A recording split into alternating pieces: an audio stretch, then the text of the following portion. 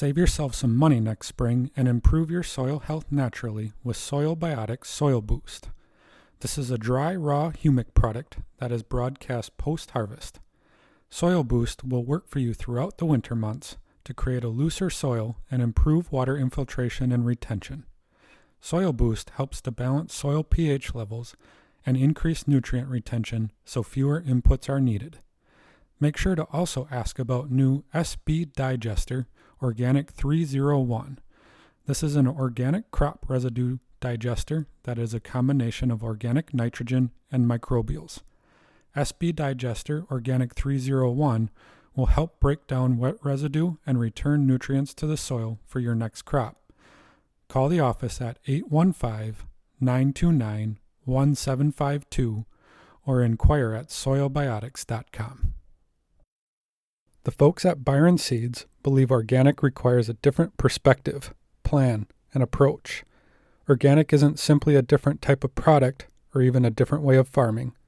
It's a different way of thinking, planning, commitment. It's a different philosophy on how to feed the world. Many won't understand, but the people at Byron Seeds do. We're owned by organic dairy farmers. We not only have the product, but we plan, manage, and execute organic. We speak your language, we share your struggles, and we laud your successes. Organic isn't a way of doing business, it's a community. We learn from each other. We're in this together. We'd be glad to talk cropping plans, management systems, the road to profitability. We understand what you're trying to do. We're farmers just like you. Visit us at byronseeds.net or give us a call at 800-801-3596. And thanks to Byron Seeds.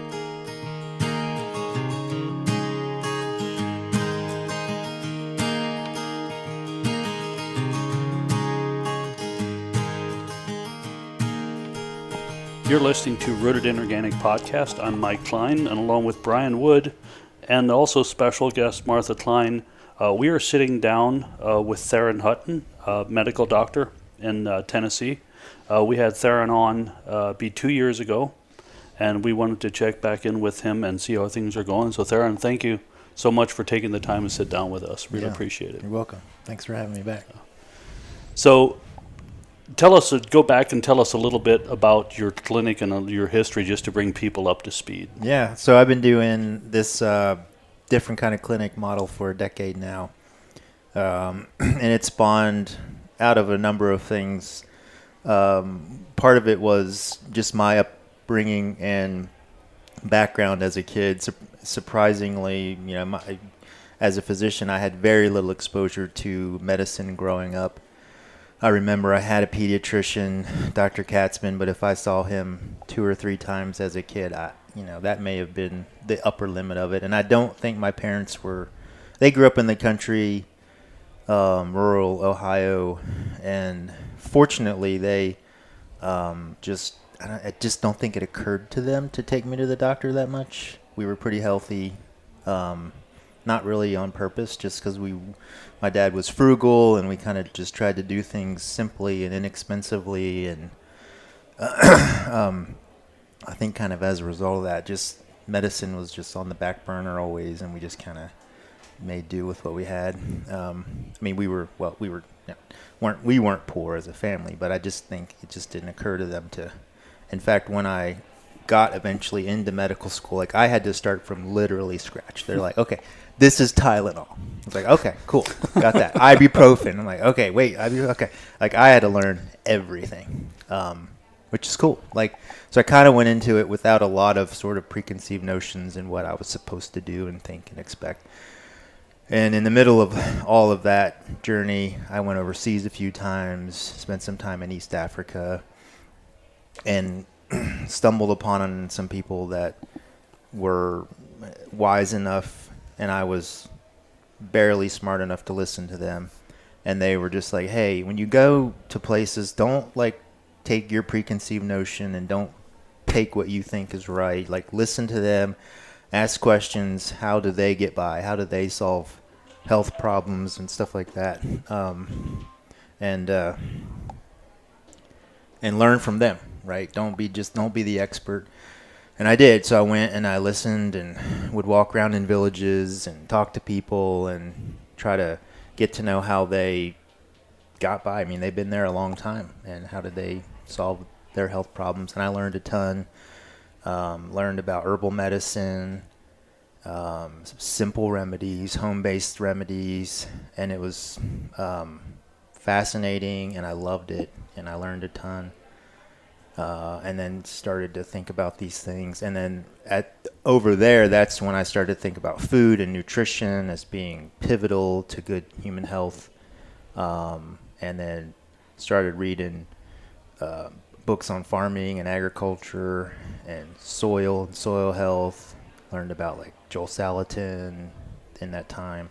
And then just started like talking and ended up spending more time with like a shovel or a hoe in my hand than a stethoscope, and was like, man, the way to be healthy is to keep communities together, take care of their soil and their food, and that's the cheapest, most effective way to create human health. So I just spent a ton of time doing that. We were there for 5 years, came back to the States because we had health issues in our own family. And then started working at a local hospital just because I needed a job and needed to make some money. And just had no idea how broken the U.S. health system was. Was a family practice doctor hired by a local hospital. And I just kind of continued doing what I thought I was supposed to do. Like, people would come in, I'd be like, hey, what are you eating? Like, how's your fit? Like, are you active? How's your sleep? You know, what's going on? And after a few months, I started getting complaints from patients, complaints from staff, these administrators who were non-medical just would show up to my office and like, hey, we need to talk. I was like, what's going on? Like, we're getting complaints. Like, sorry, like, what's going on? I feel like I'm doing a good job. And they're like, well, people are complaining that you're talking to them about their diet too much and it's offending them. I was like, oh, sorry. Wow. Wow. And then they had us all in for a luncheon, and they basically were like, you as a primary care doctor, here's your job. Refer people and screen people. They're like, you're worth about $1 million in downstream revenue. So even if we lose money on what you're actually doing day to day, we're willing to subsidize that because whatever we pay you, we more than make up for because of your referrals. So I was like, oh, so you mean I'm here to make referrals? You're a loss leader. Right, that's right. So I'm here to capture revenue for the company, and I wasn't doing a good job of it. So we parted ways, and I said, either I have to like do something completely different, like go, learn how to frame houses or do landscaping or do something just different in medicine. And so I had a few friends, and they introduced me to this idea of like just direct primary care, where you just take, people pay you directly for your services. A novel idea, like people actually pay you for what you provide them, and that changes a lot. Changes the relationship, changes their expectation of you, changes who you're accountable to as a physician, and that started working. I realized there's a giant demand for that, and then just started, because of sort of that model, then allowed me to have to listen less to what insurance and hospitals and companies were telling me I had to do in terms of the way I practice medicine. And then that opened me up to thinking about how can I do medicine in a way that is good for the patient, is economically responsible, and doesn't violate my conscience so I can sleep at night. And I can learn. I'm learning every day something new.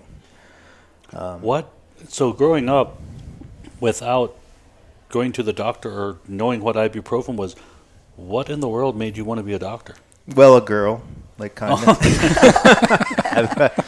I was in science in college, again, not completely sure what I wanted to do. And this girl that I liked at the time, we were studying, she was set. She was going to med school. Her dad was a doctor. She wanted to be a doctor. And we'd study together. And I was a bit dense.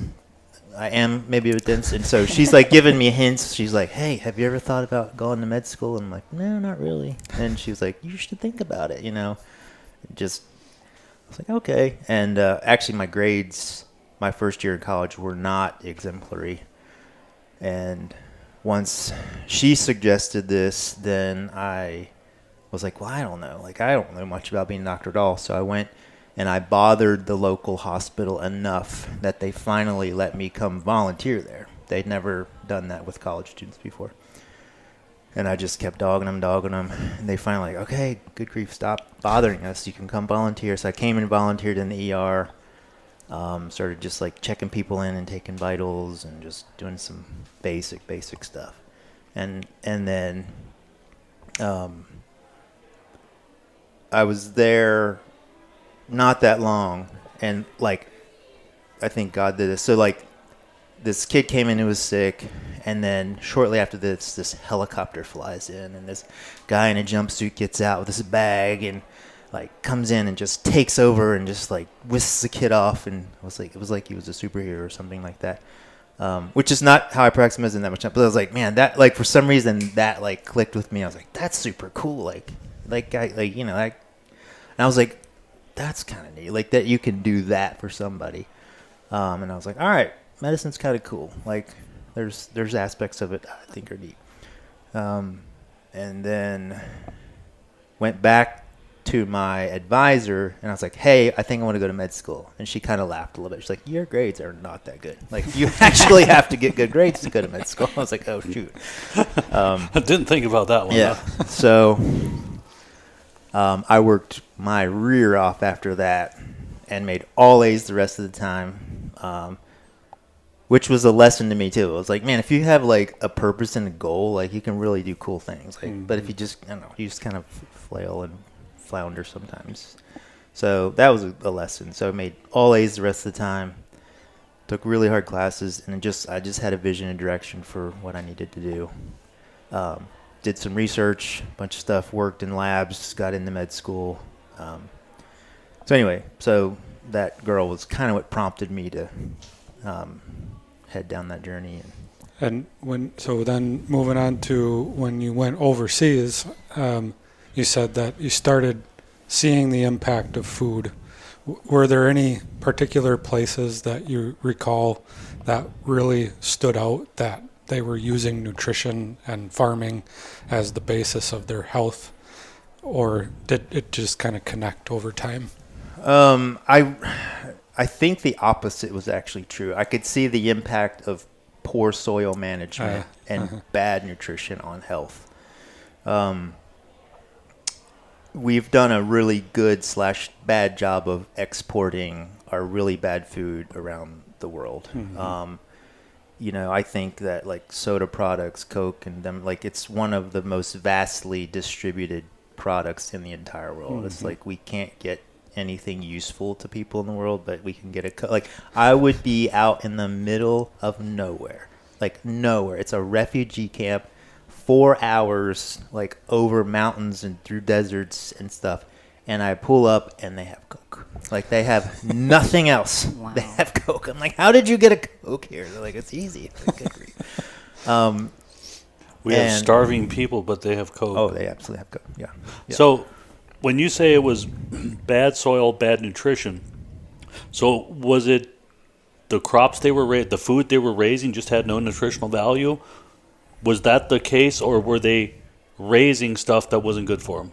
Well, it was a combination of a whole lot of things, and I don't understand all of the ins and outs. But so one of the downsides of colonialism and some other things, again, we're experts at exporting really bad things around the world, including like tractors and deep tillage and plowing and and the result of and monocropping. And so there's like bad soil management, monocropping. That sets you up for just within like one season you can completely wreck your food supply. Deep tilling, plowing, banana trees as far as you can see because they're a cash crop. but then you get 2 or 3, either droughts or extremely heavy monsoon seasons, or you get a blight that comes in and just wipes out all the banana trees, and you have to burn them. And all of a sudden, like within a week, you went from I'm stable and secure because I have a cash crop to absolutely nothing. You have nothing. Like that's your bank account, and it's gone. Or you have dole.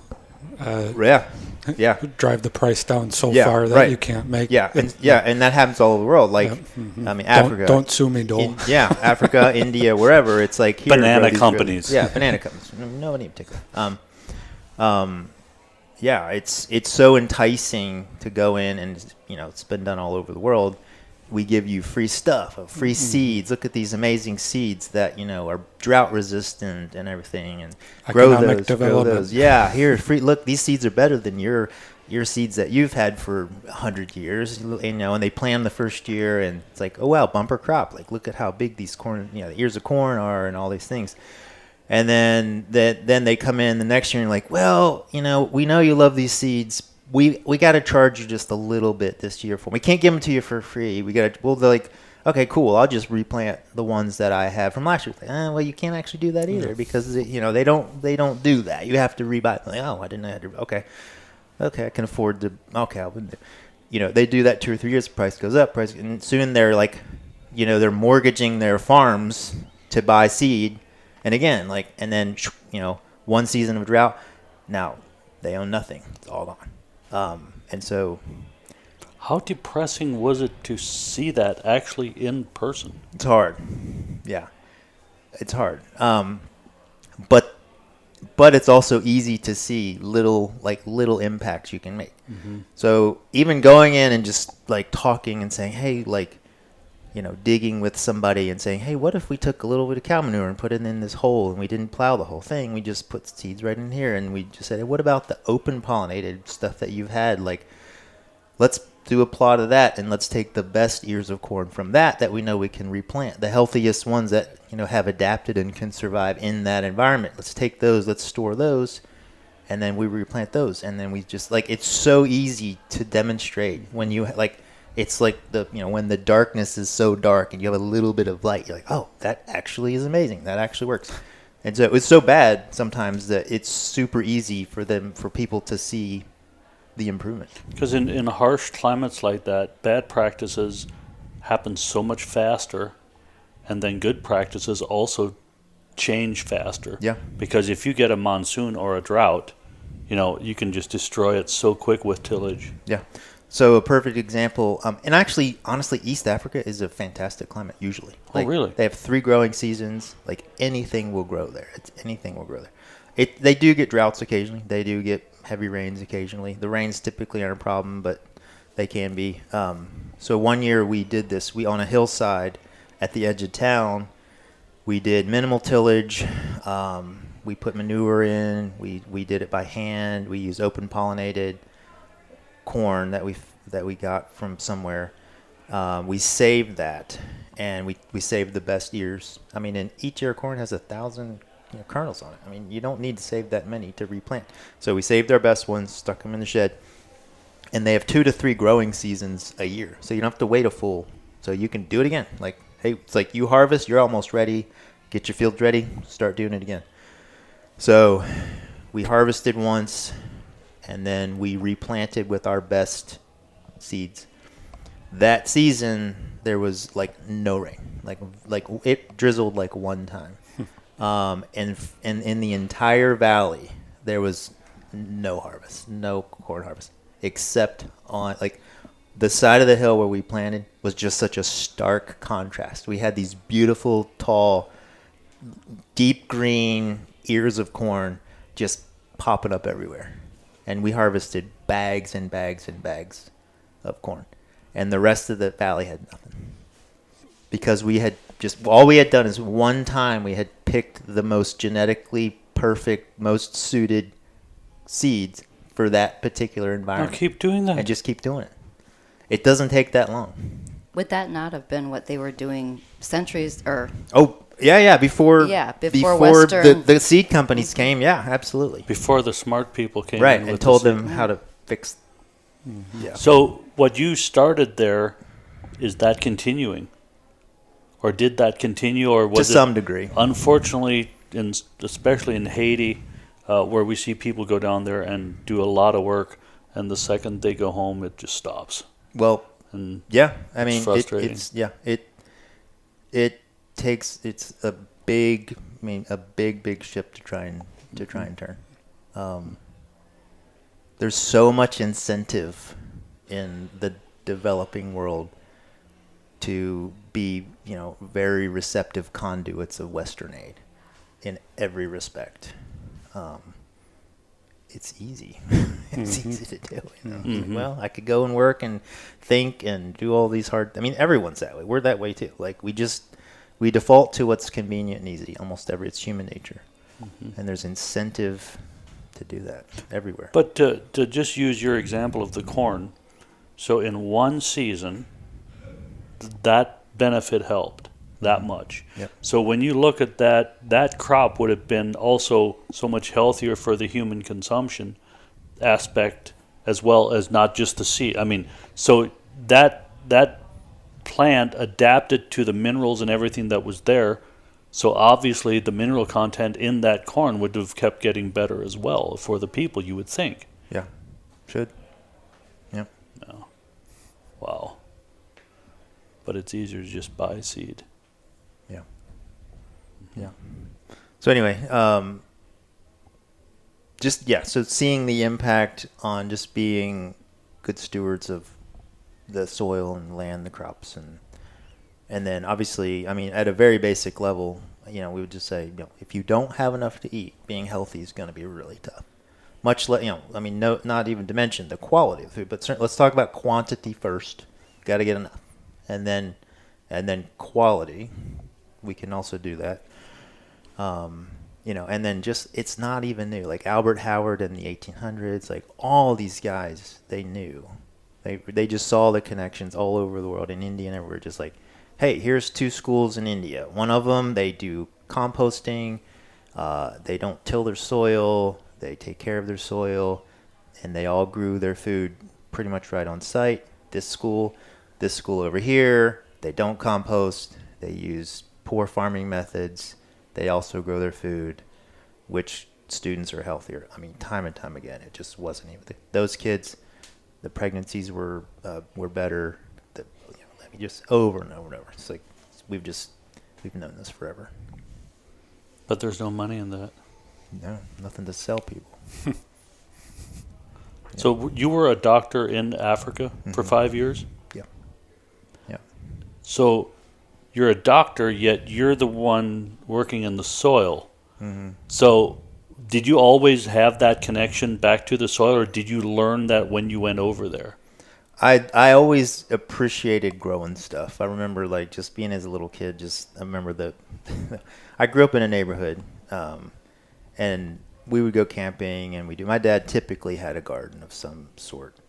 And I do remember taking marigolds when I was really little, as the flowers that came up, and pulling the flower off and looking at the bottom, and I was like, those look interesting. And then taking those flowers and scattering them and covering them with dirt in the corner of our backyard. And then a couple weeks later, I went back and there were little green things coming up. I was like, well, that's weird. And then 2 weeks later, leaves came on. And by the end of the summer, there was a whole grove of marigolds in the corner of the backyard. And I'm like, wait a minute. That all came from one flower of one plant. And that just it just stuck with me. And it's just that feels like it almost feels like a miracle. One plant, one flower from one plant made all of that, which then have all those flowers and all those seeds. It's how this is an exponential growth here, And then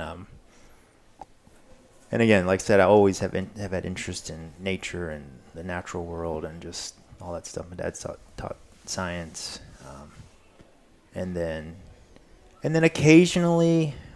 You'd be in your science stuff and you'd be thinking about health and medicine and you'd read some quote by some guy who maybe was smarter in a textbook. And it's almost in passing. It's like the doctor of the future won't heal diseases with medicines. He will heal diseases with food and herbs. And and you just kind of put that aside.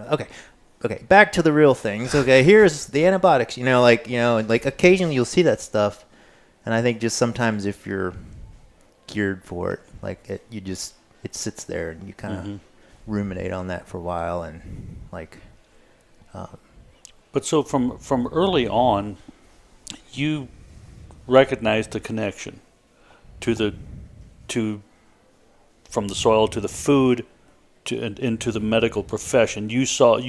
From day one, you were making that connection. Yeah, I think slowly, and it grew over time. Mm-hmm. Yeah. Did you, when you were in Africa, you said when you were working here, you got complaints from people that you were talking to them about this. Yep. Was it the same thing when you were over there? Oh, no. No. More receptive? Yeah. Well, I mean, in receptive in a way, but also it was strange there too. Because here's this, pale white guy out.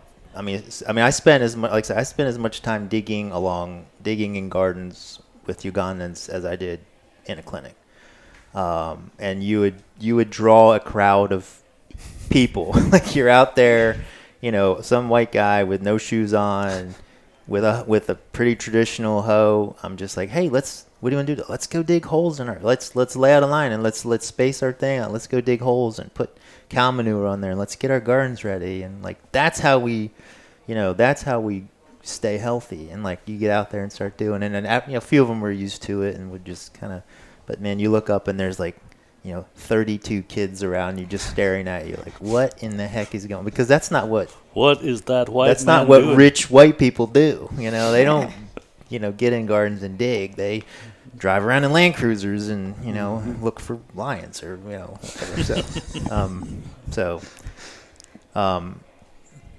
But it was I guess so I don't know. It was again, and it's and you'd have. So what we actually started doing is like we worked with a lot of local churches and village health centers and things like that, and they are very gracious, love to host people, would get invitations to come out a lot, come visit, and I would say, I will come visit, but the condition that I come visit is that you need to have a garden at your church. So you got to have a garden, you got to be trying, it doesn't have to be perfect, here's what we like to see, we don't want, do this, but you have to have a garden at your church. And that's what I say, I want to come see what your garden is like. And some would. And it kind of, in a way, helped me know where to invest my time. Mm-hmm. Are you there hoping I'll just come and bring you free stuff? Or are you going to, invest in this? And then I say, yeah, let me know when your garden's ready. I love looking at gardens for people. So it was actually a great way to figure out where to invest my energy. So have you been back to any of these places recently? Or? No, it's been a while. Yeah. Got a friend who lived there with us who's actually working out of Houston, but in Uganda, going back and forth a lot. So we just talked a few days ago. So I've just read that there's a lot of Western diseases that are passed over to places that used to not have those diseases. For sure. Type 2 diabetes is growing all over the world now. Africa, India. Our food and our lifestyle, their lifestyle diseases, and good grief.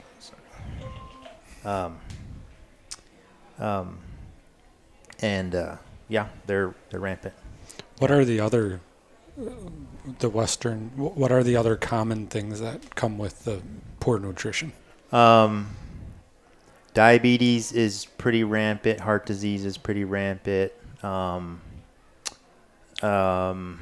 Dental problems are bad. A lot of people have heard of Weston A. Price at this point. He was a dentist that traveled all around the world, really documenting the effect that Western diets had on people's health and nutrition. And you could see it. Allergies, obesity, diabetes, heart disease, cancer. Just things you're like, what in the world? Like, what is going on? And it's sugar, and it's processed foods, it's convenient foods, it's packaged foods. A lot of places, I know India is like diabetes is rampant in India. And they think it has as much to do with all of the call centers that are in India.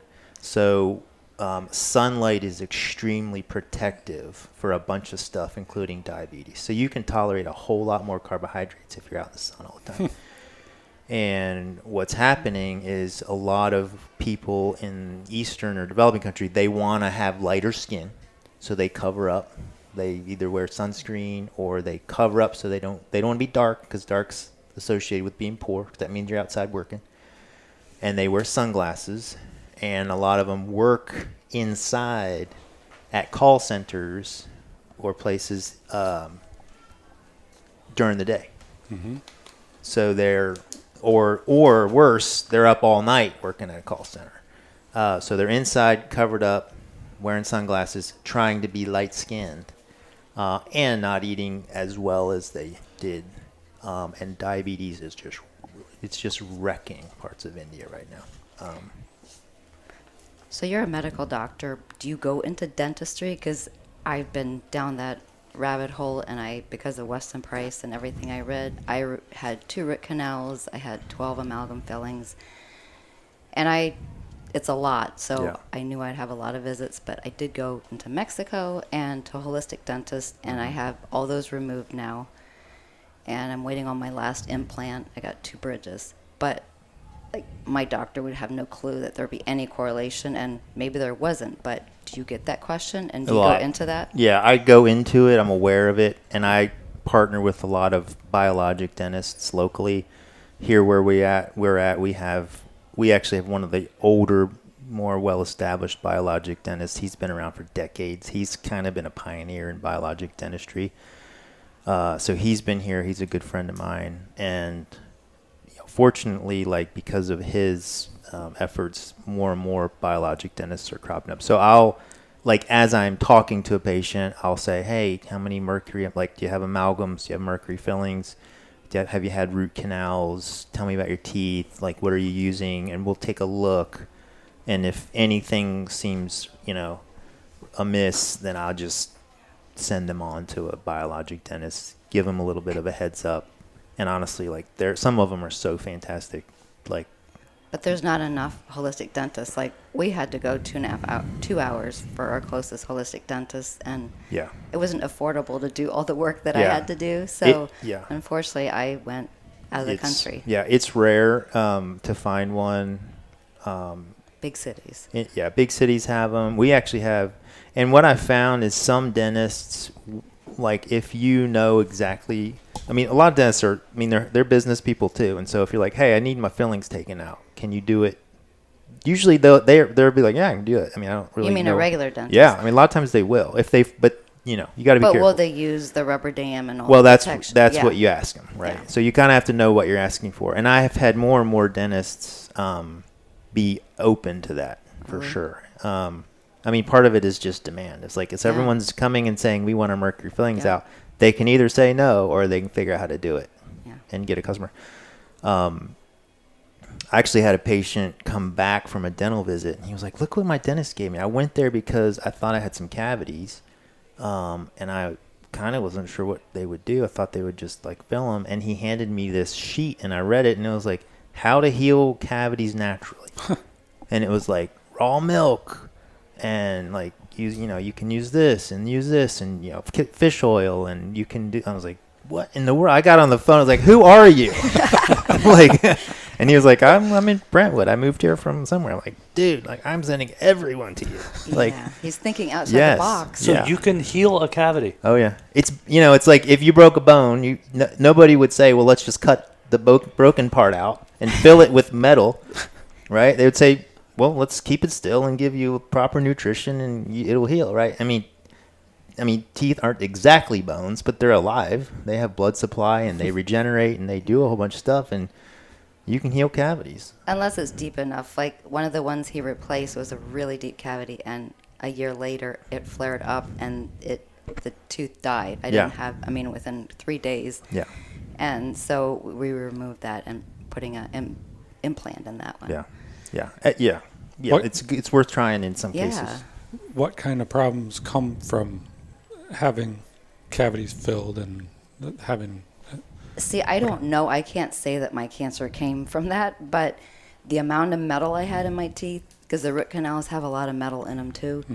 And I had a bed and breakfast business, and I was on the phone a lot. I didn't wear Bluetooth or anything, but I had my phone up to my ear, and I'm thinking, I have this antenna in my mouth with my cell phone right up to it. I mean, I don't know, but Yeah, I have seen dentists at conferences demonstrate the increased radio frequency conductivity of metal in people's mouths. And it was concerning enough to them as dentists that I paid attention. I think there's concerns about heavy metal leaching. I mean, the mouth is pretty acidic. You're probably gonna break down that metal over time. It's got to go somewhere. and it has to go in bio waste when they take it out. Right. And yeah. yet you have it in your mouth. Right. Yeah. I mean, it's really hazardous material to put in and take out.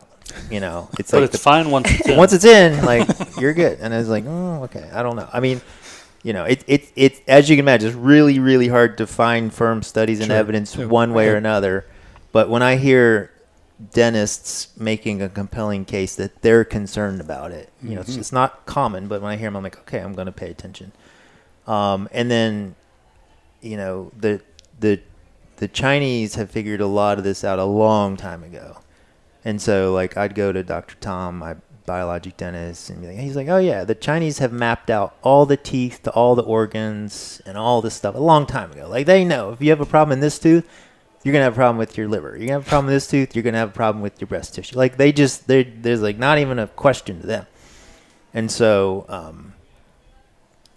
I mean, and, you know, and so you're like, well, I don't know. Like, well, that sounds as reasonable to me as anything else we believe. Well, I have a little story about that. When my tooth flared up, we were in Florida on vacation, and I had had tennis elbow before. Months earlier, I had from playing pickleball, but I barely felt it anymore. And my tooth flared up, and I didn't think about it, but my right elbow hurt more than it did when it first got injured. And I mean, I didn't take any in consideration. And then when I was calling my dentist to say which tooth it is, I had my meridian map there and I just saw beside it, it said right shoulder and elbow. And I'm like, that can't be. But then when I was having it removed, I was numbed. And that day my elbow did not hurt at all. But it came back because my tooth is still healing. I barely feel my elbow, and I don't feel my tooth at all. But I mean, I couldn't argue about it. I mean, it was so evident. Yeah, I hear that all the time. Yeah. And then root canals, typically, I mean, once you do root canal, you essentially isolate that part of the tooth and jaw from anything that could heal it, like immune system and stuff like that. And so a lot of my dentist friends say those can be a locus for just like a chronic indolent infection and just a low-grade inflammation that you can have. And it's just people that feel achy and tired all the time and get these strange autoimmune conditions.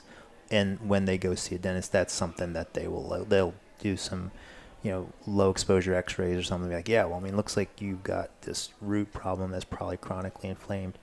And again, you know, it's hard to argue with experience, but they'll get it fixed and taken care of and some ozone put in there and healed up. And they're like, man, I feel so much better. So didn't Weston A. Price do a lot of research with root canals and rabbits? Yeah. I think so. He put them under the skin of rabbits, and Yep. the rabbits developed exactly the problem the human had. And he did it with healthy teeth, and because he thought it was just a tooth. But healthy teeth, the rabbit didn't develop anything. And he did it with like over 10,000, so it wasn't disputed. Hard to argue with. So I want to go back a little bit when you talked about what sunlight does for type 2 diabetes. So do non-developed countries have skin cancer issues when they're in the sun all the time? No. Okay, so we live in the States where you slather sunblock all over you so you don't burn and wear sunglasses. So is there a correlation between sunscreen and skin cancer, and also I'm not sure. I want to believe this, but if you wear sunglasses, your skin doesn't protect itself. Yeah, I talk about that a lot. Okay, So please expand on that because all right, I'm really curious. I'll do the this. best I can.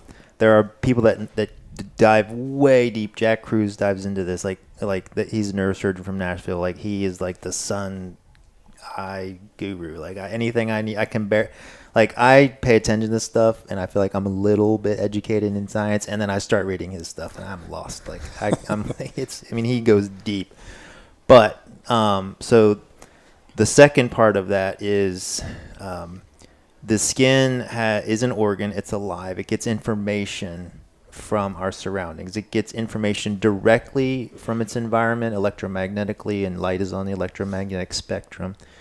To that point, if you're in a dark room asleep and you shine light on your skin, it affects your melatonin production. So your skin can detect light independent of your eyes.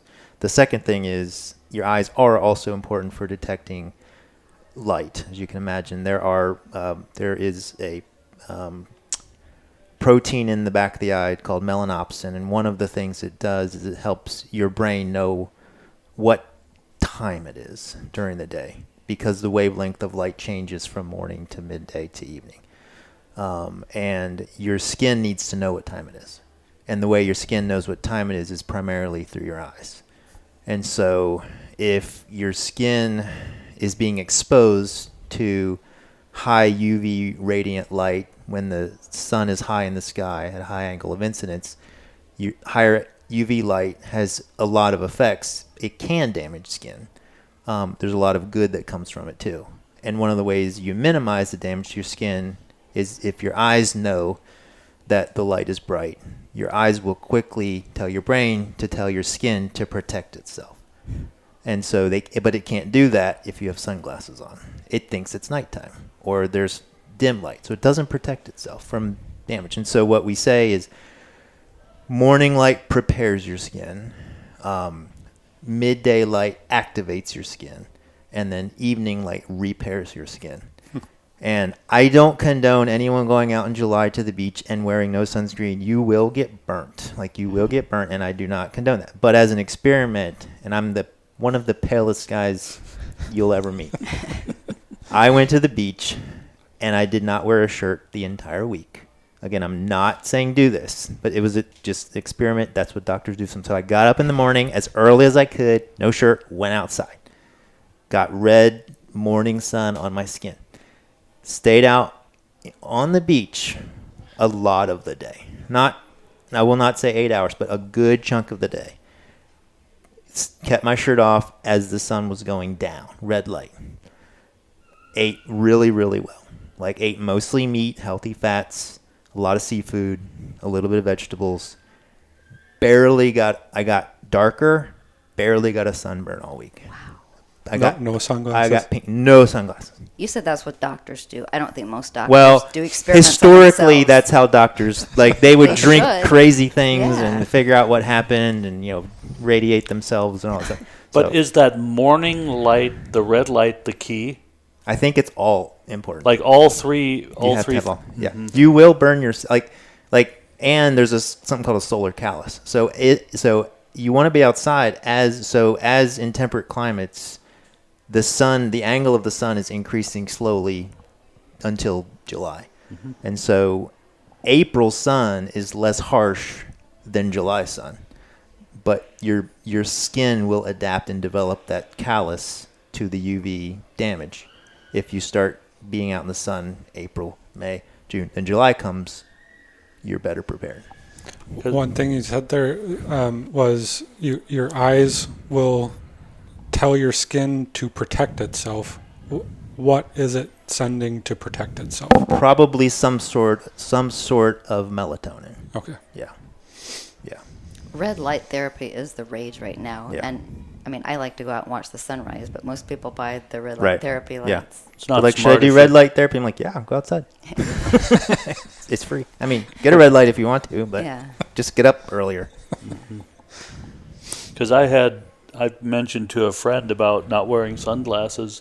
You won't burn as likely or as likely to burn. And boy, did I hear it. Oh, you will. I know you're a conspiracy nut, Yeah. but That's even too crazy. Right. And then you say, how long have humans had skin and been out in the sun? Yeah. It's been a while. Yeah. Like, Yeah.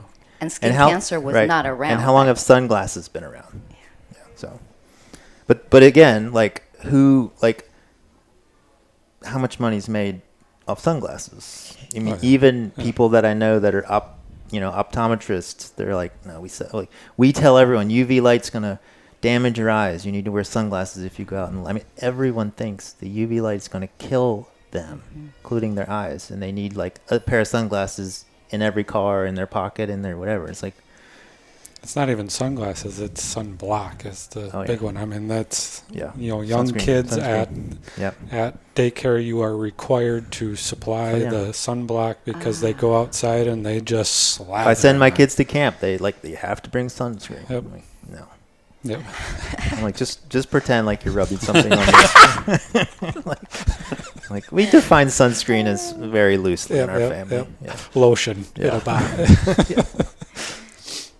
But I think, like, actually hearing that from a doctor, that is a real thing, blows my mind. Because since I started wearing glasses, I can't wear sunglasses to drive. And I used to get headaches if I didn't wear sunglasses when it was really bright. It doesn't bother me at all on a bright sunny day not wearing sunglasses because I can wear sunglasses, but then I can't see. Yeah. And I'm not going to get prescription sunglasses because I'll drop those in the lake. Well, you got to train your body to get used to your eyes to get used to the sun again. Mm-hmm. Yeah. Yeah, I have blue eyes. I used to have blonde hair and pale. I have not worn sunglasses in 5. Like, I don't even squint when I go outside anymore. Mm-hmm. Yeah. How long did it take you to get to that point after? It took a few months. Yeah. It took quite a while for me to not. Well, it was also habit. You jump in the vehicle and you reach for the sunglasses, Oh yeah. But I don't even think about it anymore. Yeah. The thing that got me, there's a book called Health and Light by a guy who used to be a photographer for Disney. It's a fascinating book. It's like 50 pages, but this guy, I read it. Isn't it amazing? Yeah. So he started trying to photograph plants, and every time he took pictures of them, they'd die. And he's like, why are my plants dying? Like, he was actually kind of a decent, like, plant grower, horticulture. And he's like, okay, I got to take these pictures of plants for Disney. He take a picture and come back the next day, be dead. And he's like, what in the world? And, like, he was like, finally he had this epiphany. He's like, what am I doing? It's like, I'm shooting a blast of light at these plants. And so that just, like, took him on this deep rabbit hole where he started doing all these experiments on plants and light, and like he noticed things about himself when he would drive somewhere, even looking through his windshield in his car, he would get somewhere and have a headache and feel nauseated and tired and weak.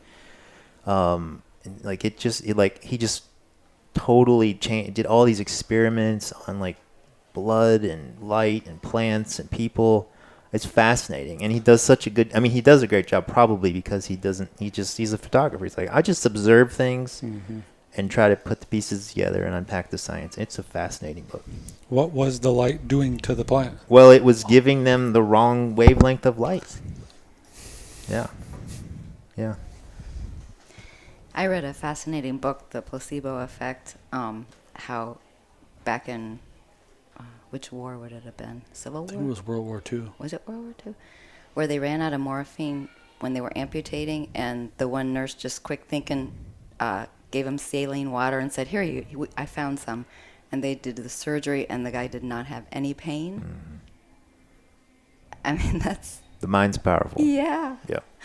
So the placebo effect is a real thing. Oh, yeah. It's fascinating. It's probably the strongest medical tool we have. No kidding. Yeah.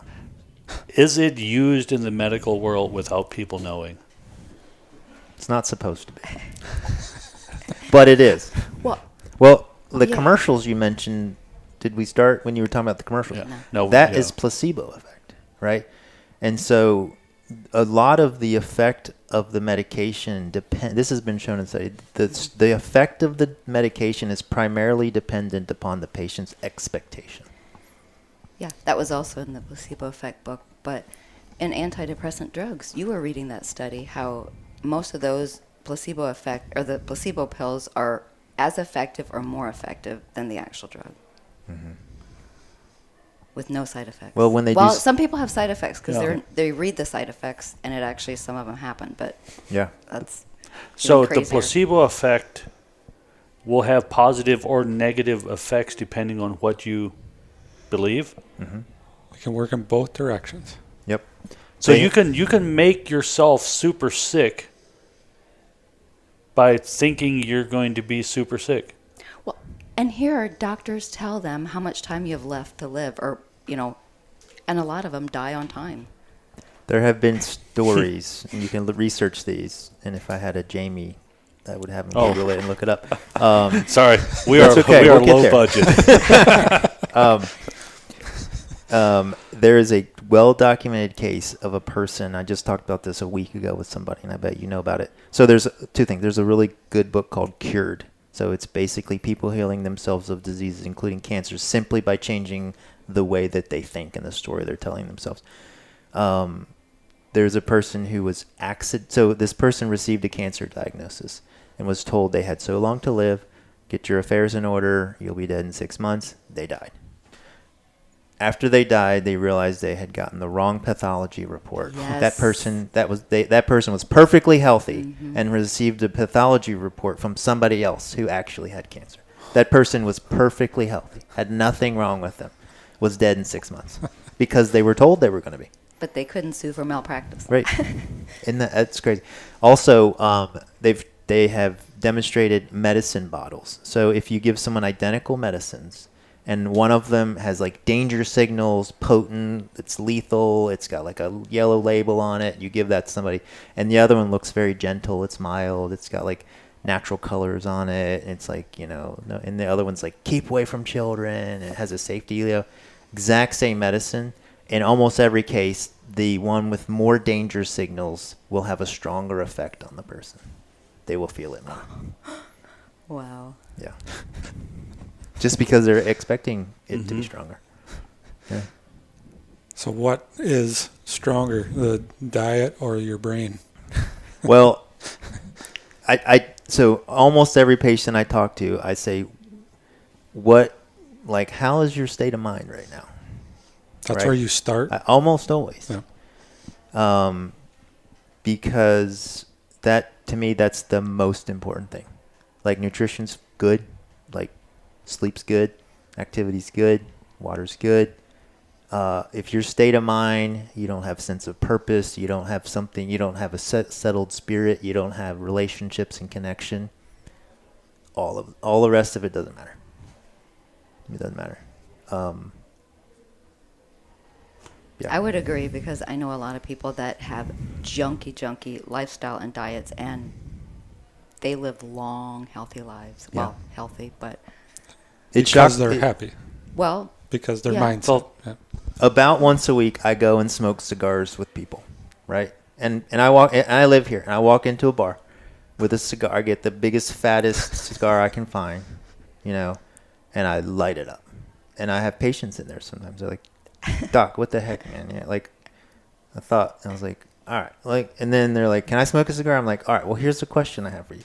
How much joy, connection, and satisfaction does that bring you? And they're like, a lot. And I'm like, you should do it. You should do it. I'm buying a pack on the way home. Now that's not, in moderation. Well, yeah, again, I smoke, not even one cigar a week. It honestly comes out to maybe one a month, right? And we can eventually, if you want, we can get into what I actually think about nicotine. But I'm like, the joy, connection, happiness, like being with other men, talking about life, like that's way better for me than avoiding a cigar, because I want to be quote unquote healthy. But that's refreshing to hear, because most people don't want to do all the healthy stuff because it looks like it's all just cutting stuff out and no fun. Right. And it shouldn't be. No. Like I have people that are like, I can't eat gluten, I can't eat dairy, and I can't eat this, and oh my gosh, I might have had red dye a week ago, and I can't have this, and I live too close to the road, and there's exhaust, and I think my neighbor's Wi-Fi is too strong, and I'm like, okay, those are all good things, but what kind of stress are you enduring to try and live that healthy lifestyle? I mean, that's probably having a more significant impact on you than avoiding gluten, whether gluten, So you have to really, I'd say do the best you can. But if you have no joy in your life because you're avoiding EMFs, you're not doing yourself any good. Yeah, anxiety is going to kill you before. Yes. Yeah. But please go into the EMFs. Okay. Because Martha and I have had our disagreements. Yeah.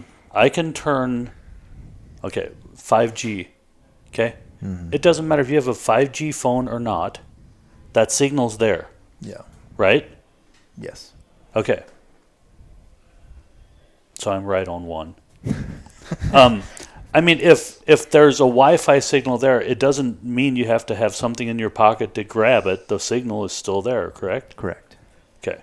So I don't think the presence of a device. I'm not an electrical engineer. I don't think the presence of a receiving device makes you more susceptible to electromagnetic problems. Okay.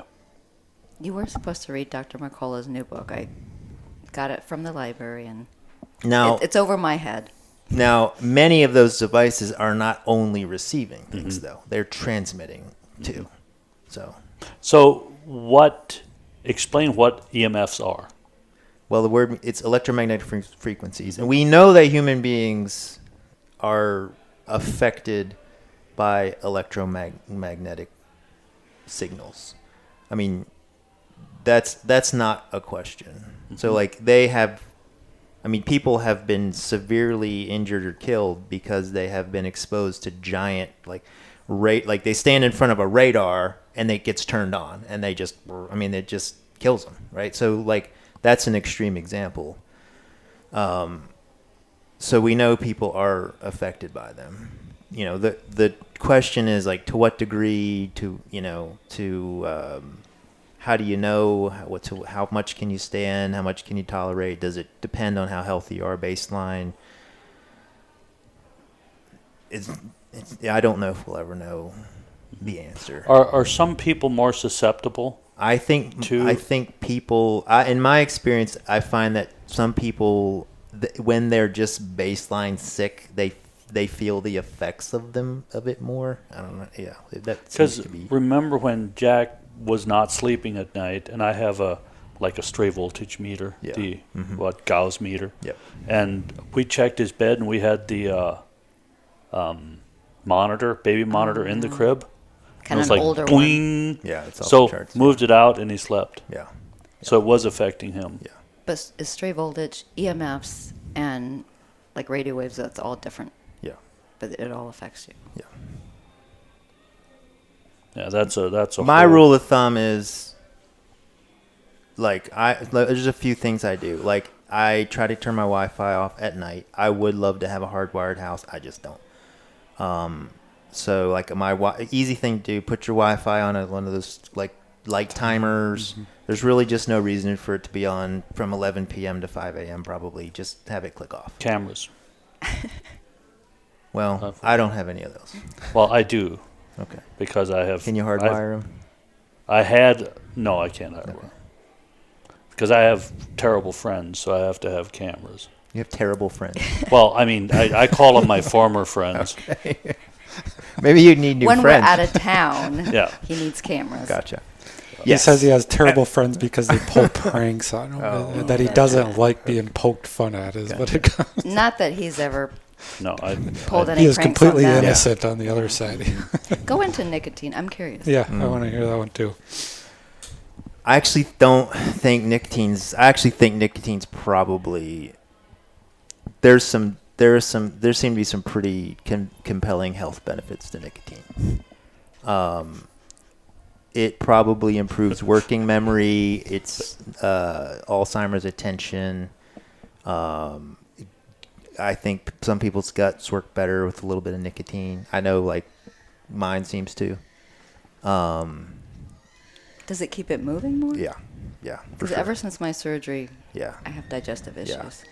I mean, I don't want to take up I'm smoking. just starting this, so nobody please hold me account. Yeah. Like, to me, nicotine is nicotinic acid, which is a bit like niacin. So I think it's a lot like a B vitamin, niacin. And we know niacin's good for, well, it's a B vitamin. We know it's good for a lot of stuff. And so I've been researching, playing with it, trying it a little bit. And I think that, like many things, nicotine has been sort of it's been kind of folded into like you shouldn't smoke cigarettes, which I agree with. I think cigarettes are bad, but I think the least of the problems is nicotine. And so, yeah, I've been playing with it, thinking about it, trying it a little bit. I have a lot of patients with cognitive decline. You know, it's like we live in a strange world where we're on computers and devices, and we aren't outside as much, and people are just trying to make a living and get by. And if they come to me and are like, "Doc, I can't pay attention. I'm going to lose my job. Should I get on Adderall, or what else can I do?" I'm like, get on Adderall. I don't love that idea. So if hey, well, let's try something different. How about coffee and nicotine? And they're like, okay. I need a smoke break. I was like, well, I mean, I don't say take up smoking, but you could get a nicotine pouch that's supposed to be just pure nicotine, 1 or 2 milligrams, stick it in your lip. I took one of those 4 or 5 years ago. Dude, it hit me like a sledge. Yeah, you probably took a lot. Well, I just put a little... But they're different milligrams. I don't know. A friend of mine gave it to me, and I was like... You just put something in your mouth a friend gave you. Was it the reason you have a camera in your house? This was a different friend, actually. So nicotine has a bad rap because it is in tobacco. Man, I can go way down this if you want me to. So I think that there was a conspiracy to drive tobacco farmers out of business so they could turn them into miners, right? So cash crop, tobacco, I think, yes, Wendell talked about it. I probably heard it from him, but I'm going to say I thought it independently, and he is now, he is verifying what I think. Okay. So my family, Ohio, Kentucky, historically made a ton of money in tobacco. Good, I mean, organic. They didn't even have chemicals. Organic tobacco, dried in the barns. We still have the slats and stuff in barns. Good cash crop. How do you turn those people into miners? Take away their cash crop. How do we do that? Well, we vilify tobacco. Well, how do we vilify tobacco? We turn it into something actually horrible and tell everyone how horrible it is, right? And so now the U.S. Surgeon General says, cigarettes will kill you, and, we have all these trials and all these things, and to sue tobacco companies and all this stuff. And it's now tobacco's gone, right? So what do? They go work in the mines, kill themselves in the mine. So how do you get rid of the tobacco farmers? Turn them into coal miners. Mm-hmm. And I think it's a tragedy that we don't have tobacco anymore. Mm-hmm. What about vaping? Oh, gosh, no, I'm not a fan of vaping. I was going to say that's replacing with it's young horrible. people. Yeah. I don't even want to know what's in that stuff. And back to attention, do you ever recommend methylene blue? And I take methylene blue. Are you serious? Mm-hmm. Yep, I get it from CZTL. Okay. No affiliation. So I get a 1 gram vial. It's $30. Put it in 100 mils of distilled water, and then I have people go up drop-wise from that. So 10 drops, 12 drops, 15 drops. I don't know where I'm going to stop. I tell people once your urine turns blue, hang out there and just see how that goes. It will. Go into before you go too deep. I've seen methylene blue talked about, but what is the... Well, you tell me about... I think it was first developed as a dye for jeans and swimming pool dye, and it was the first patented drug. Mm-hmm. I think so. I know it was a dye. But you want food grade if you're ingesting it. Yeah. But do you mix it with CBD? I know some. I don't. Okay. I made some gummies for my mom when she was still living. She had strokes and cognitive issues, but because it was so messy. Mm-hmm. So it will stain everything. What are the benefits? What is it used for? So the main thing is it's shown to enhance mitochondrial function. So one of the ways I think about health is how do I improve mitochondria? Mitochondria are everything in human health. And I think it's the cytochrome, the the fourth molecule along the electron transport chain that methylene blue enhances. And so Paul Ehrlich was a microbiologist. He's the one that Ehrlichiosis is named after, which is a tick-borne disease. He figured out that methylene blue killed parasites, etc., but didn't seem to harm human cells. In fact, as far as we can tell, enhances their activity. So it went from a dye to somehow they started using it in people. It became fairly routinely used to like reverse like carbon monoxide poisoning, a few other things that you'll find people end up in the ER for. So we know it's fairly safe at most doses in humans. And then I don't remember how it happened, but just by observation from smart people, they were like, man, the people that like are taking this, like they think more clearly, they feel like they have more energy and a lot of good things, and then probably 5 years ago, I feel like it kind of had a resurgence in terms of all these like internet biohackers that are always trying to, hack their aging and stuff like that. And so it's gotten a lot of attention. Does it cross the blood-brain barrier? I would say I it thought must, so. yeah. So that would be something that you would recommend that somebody takes just routinely? Yeah, I mean, one weird thing is it's not natural in any way. Yeah. It's completely synthetic, which is kind of in ways that becomes a bit of an arbitrary sort of distinction in my mind anyway. It's like cyanide is natural. I don't want very much of it, So like the people say, well, is it natural? I'm like, well, no, it's not. Is it helpful? Is it helpful? That's what I want to know. I don't know. Like I feel weird recommending stuff without knowing who I'm talking to, but it's something that I try and. So if it's synthetic, but it has no negative side effects?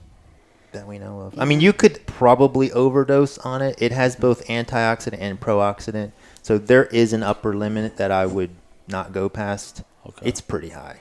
But you'd be pretty blue anyhow you before would, you do that. You would Smurf. probably look blue if you did enough to kill yourself.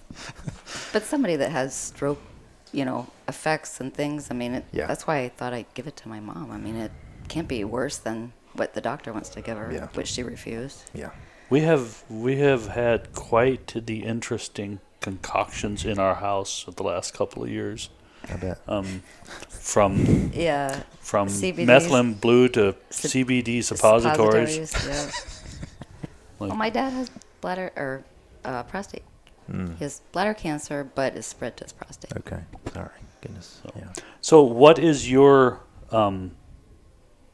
take on cannabis and also mushrooms, like the psychedelic mushrooms? I have been on a bit of a journey. In fact, I changed. Part of the reason I go to a different church now is because of psychedelic mushrooms. Which I know is like how in the world. But in fact, people will say, a lot of times when I show up at church, like, well, what? So I go to an Orthodox church now. Like, well, how come you're here? It's like, usually it's like, did you hear something about Jordan Peterson and his friends? And that was part of it. But I won't go into that too much. But the evidence for them, psychedelics, the evidence for them changing the way that people perceive and then interact and feel about themselves and their environment seems very compelling. In positive way, or I would say overwhelmingly what I hear is positive, but not across the board. Maybe if you're in a bad place, it can make that worse. I would say I have seen that happen, yeah. I'm just not ready to see the trees breathe. Yes, I have friends who've done psilocybin, hero doses, microdosing, and have had what they would say great results. I've had friends go places and do ayahuasca and had really fascinating things to say about that. Honestly, cannabis, I don't use. I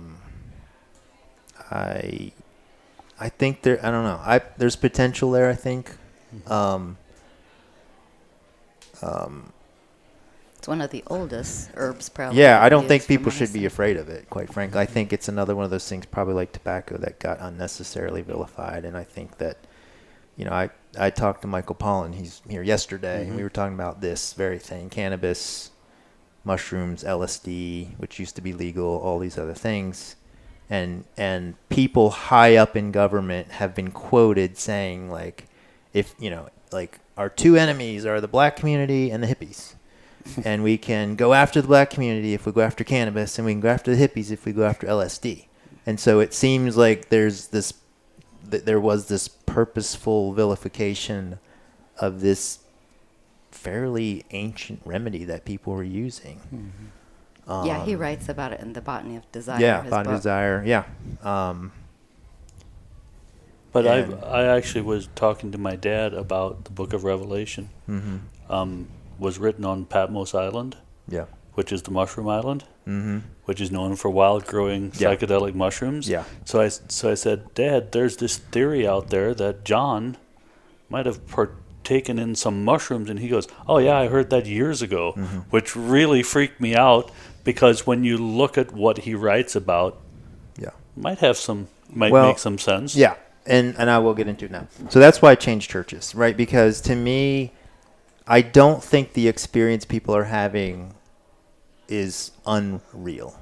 I think like the experiences, like if you talk to people who do ayahuasca, the stories they tell are very similar. If they were not at the same place, they didn't have the same guide, they didn't have the same, but they all see something that's very similar. Plants that seem alive, colors that seem vibrant, like just things that feel spiritual, and they feel, to me, it felt like they were being granted a window into a spiritual reality that I think is there. Or could it awaken the part of our brain that we don't use? Probably, yes. And so just that took me on sort of like to a place that I hadn't thought of as a trying to be a faithful Christian person, figuring out what that means. But for me, I was like, I think they are accessing something that's actually there, that's real. And it actually made me pause and say, and again, like, you want, like, methylene blue? I'll try it. Nicotine? I'll try it. Like, certain things, I'm like, I'll try it.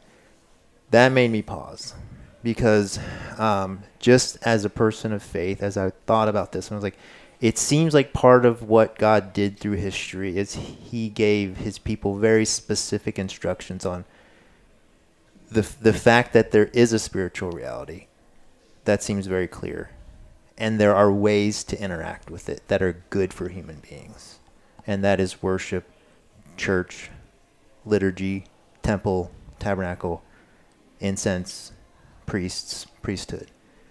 And I think that it made me very cautious about entering into a spiritual reality in a way that did not seem prescribed by God. And so because of that, I actually changed and went to an Orthodox church because I feel like more than many churches that I'm aware of, they have a better sense of that.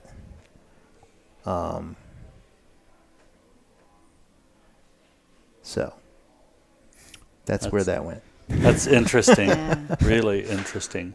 Because that's what has always, like, kind of freaked me out was these people who do ayahuasca or similar things and have the same stories, and they did it years apart and different. Like, how...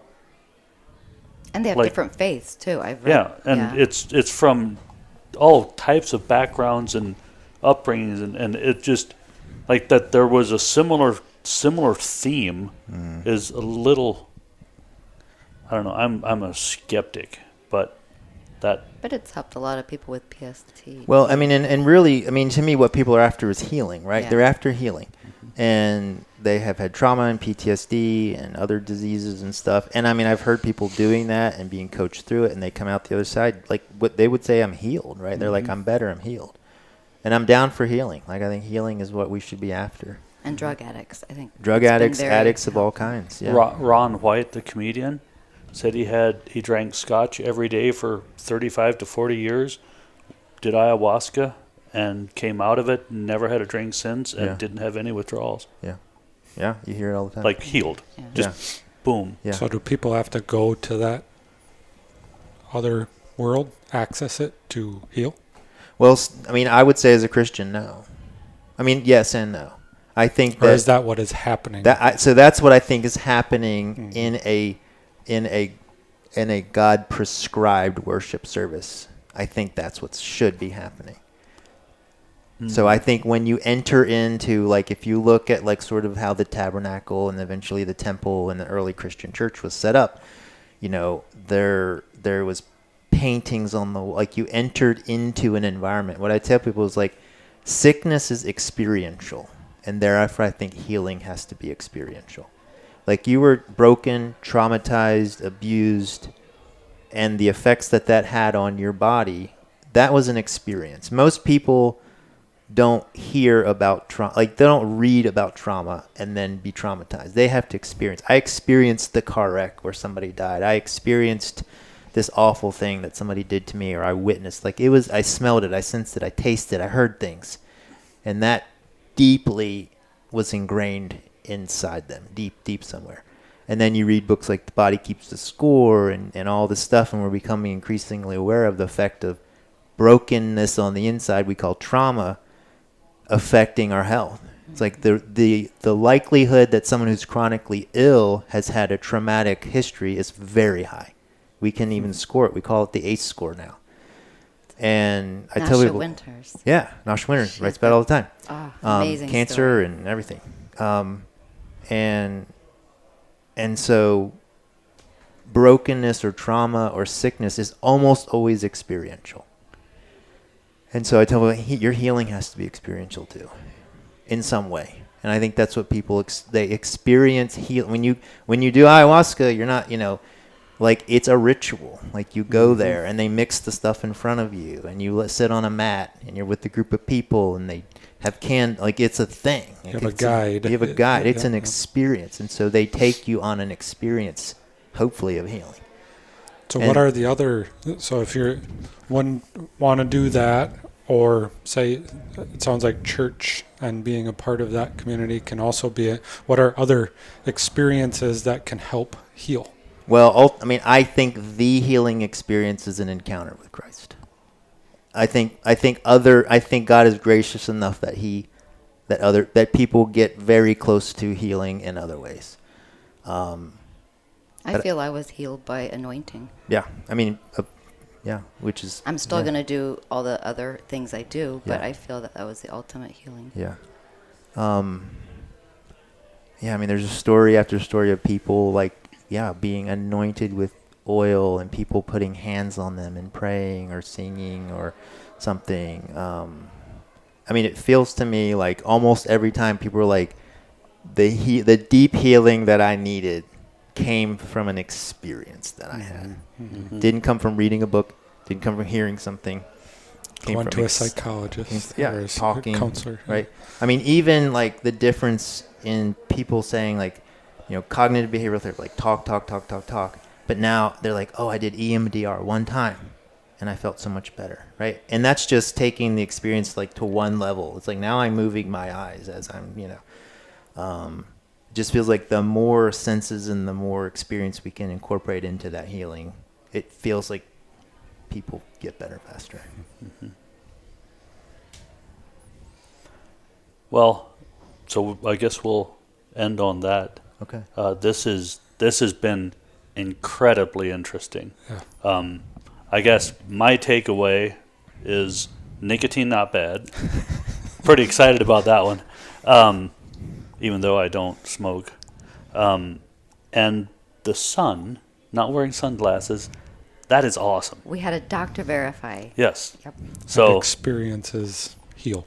I think so. Yeah. Mhm. Yeah. I like that. Even Yeah. just even this type of experience, sitting around talking. And Yeah. sharing. Well, I really appreciate you taking the time again. Thanks for inviting me. It's been fun. It's been a good time for Yeah. sure. Thank you.